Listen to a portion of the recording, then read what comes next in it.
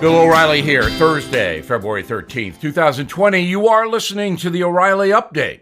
Here's what's happening across our nation. Mike Bloomberg is spending $1 million a day on Facebook ads.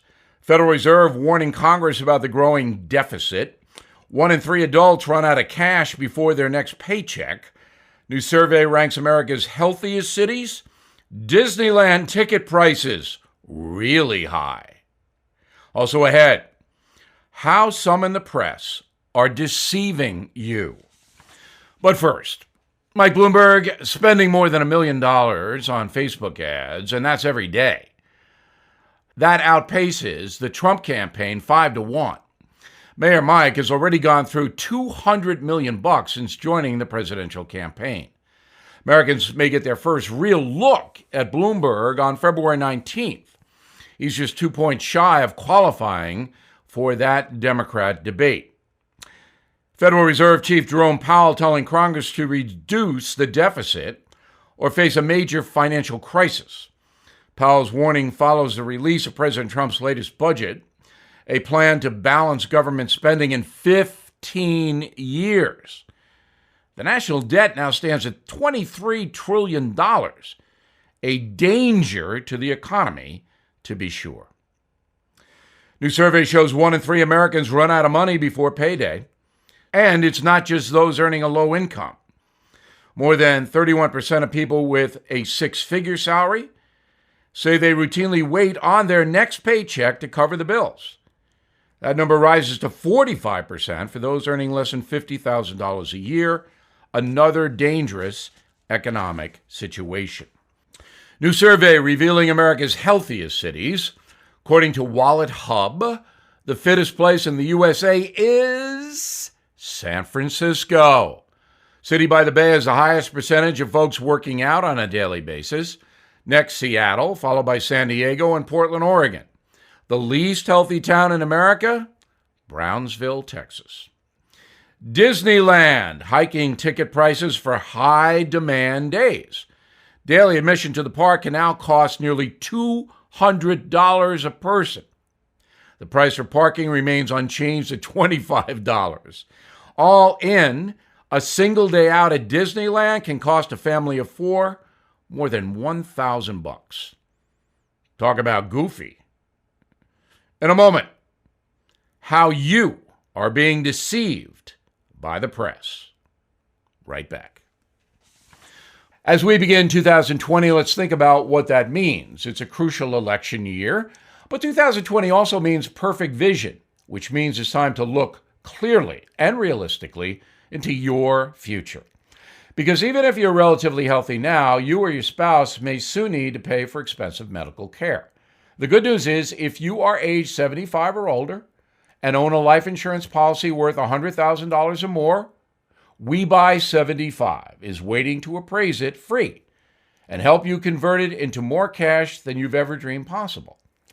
Please call 844-WE-BUY-75 or visit WeBuy75, You'll never have to pay a life insurance premium again.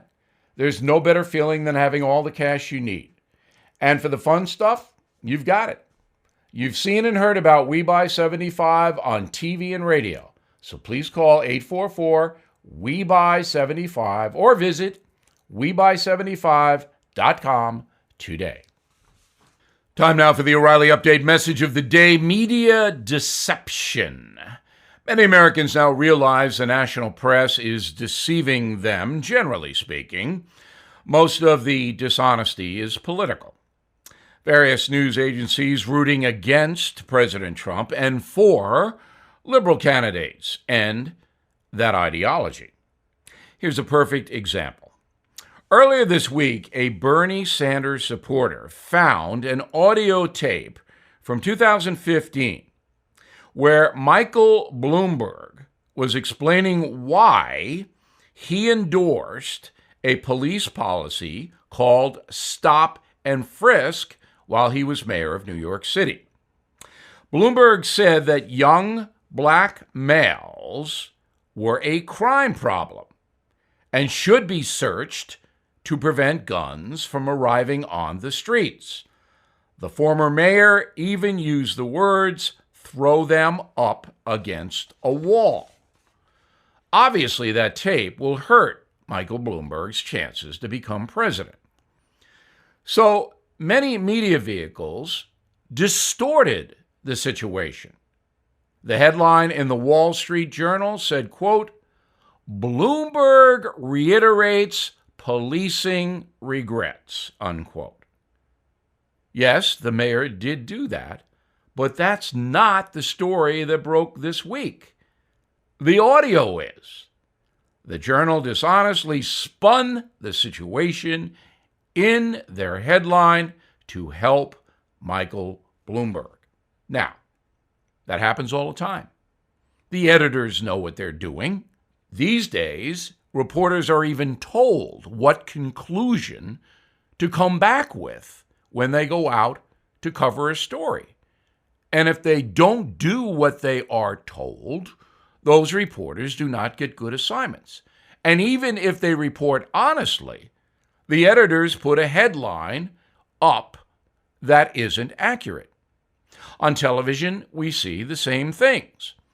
Pundits on MSNBC and CNN, for example, almost always take an anti-Trump position. You very rarely see any deviation from that. They do have a token Trump person, but he or she is outnumbered 6 or 7 to 1. Then on the other side, the Fox News channel, not as blatant ideologically as CNN and MSNBC, but they stack it up in favor of Donald Trump. So you, the news consumer, can choose hate Trump or love Trump. But either way, you're not getting the truth. You're getting a preconceived point of view designed to make money.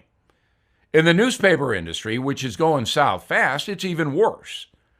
You simply are being lied to.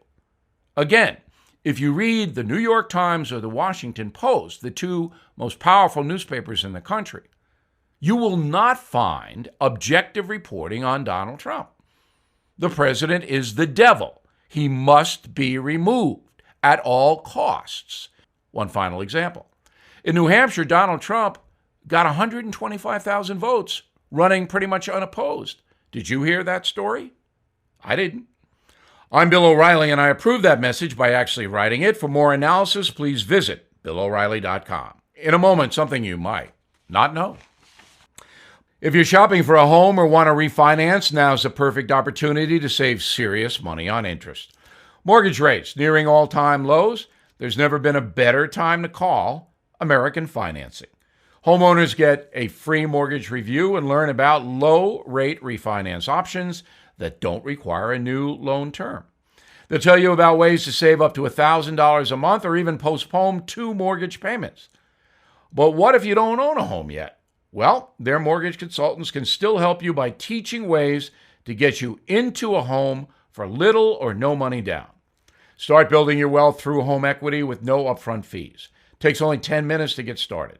888-462-9557, 888-462-9557, or visit AmericanFinancing.net. American Financing, NMLS 182334, NMLS, consumeraccess.org.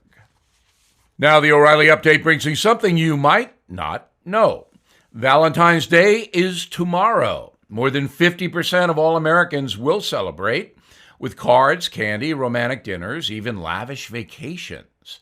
And it's not just the adults. More than 90% of public schools across the USA mark the occasion, but they leave out Saint Valentine because secular society does not like saints. While the holiday is commonly associated with chocolate, roses, and Cupid, the origin of St. Valentine's Day actually goes back centuries. It was originally an ancient Roman fertility ritual. The event was called the Celebration of the Wolf, a day in early spring when young women would be paired off with men by a random lottery. Oh no! In the 5th century, the Pope would replace the pagan festival with a day honoring St. Valentine. an Italian bishop who secretly married couples to spare the husbands from going off to war. Nice guy, right?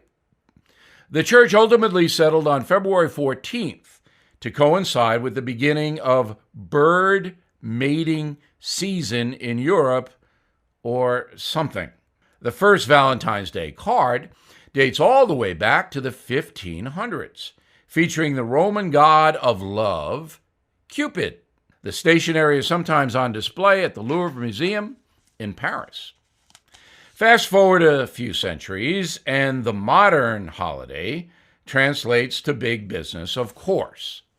Following Christmas, Valentine's Day is the biggest spending occasion in America.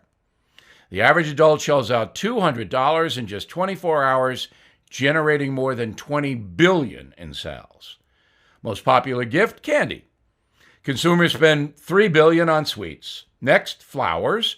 40% of Americans will stop at the local shop this week, purchasing more than $2.5 billion worth of roses.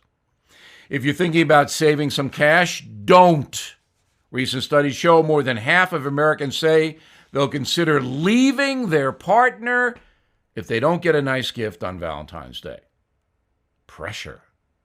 Back after this.